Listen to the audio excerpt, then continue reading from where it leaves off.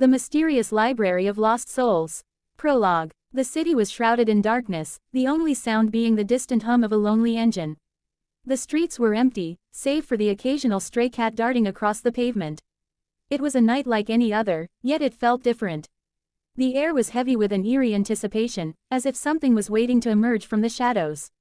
And then, without warning, the lights flickered and died. The city was plunged into darkness, and the silence was oppressive. It was on nights like these that the legend of the Library of Lost Souls was whispered about in hushed tones. Chapter 1. Sarah had always been drawn to the unknown.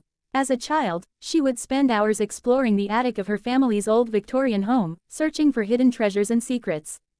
As she grew older, her fascination with the mysterious only deepened. She devoured books on the supernatural and the occult, and spent countless hours browsing the shelves of dusty old bookstores. It was on one such expedition that Sarah stumbled upon the legend of the Library of Lost Souls. "Have you heard about the library?" the bookstore owner asked, his voice low and conspiratorial. Sarah shook her head, intrigued.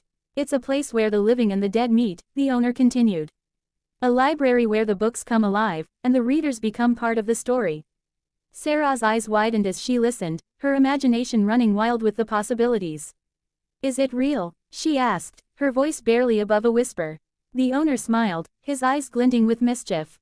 "That's for you to find out," he said.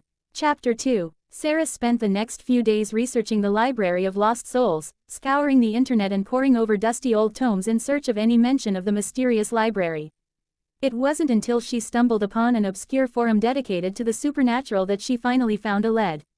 "Meet me at the old clock tower at midnight," the message read. "Come alone." Sarah's heart racing, she hesitated for a moment before typing out a response. "I'll be there," she wrote.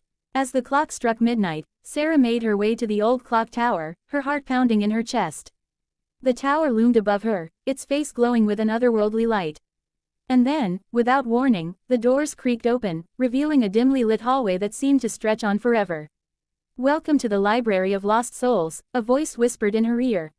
Chapter 3. As Sarah stepped into the library, she felt a shiver run down her spine. The air was thick with the scent of old books, and the shelves seemed to stretch on forever. A figure emerged from the shadows, its face obscured by a hood. "Follow me," it said, its voice low and gravelly. Sarah hesitated for a moment before following the figure through the winding aisles of the library.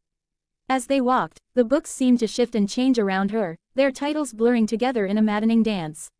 Finally, they stopped in front of a shelf that seemed to be dedicated to a single book. "The book of your life," the figure said, its voice dripping with malice. "Open it, and you will discover the secrets of your own mortality." Sarah's heart racing, she reached out and touched the cover of the book. As she did, the room seemed to spin around her, and she felt herself being pulled into the pages of the book. Chapter 4. Sarah found herself standing in a desolate landscape, the sky above her a deep, burning red. A figure approached her, its face twisted into a grotesque grin.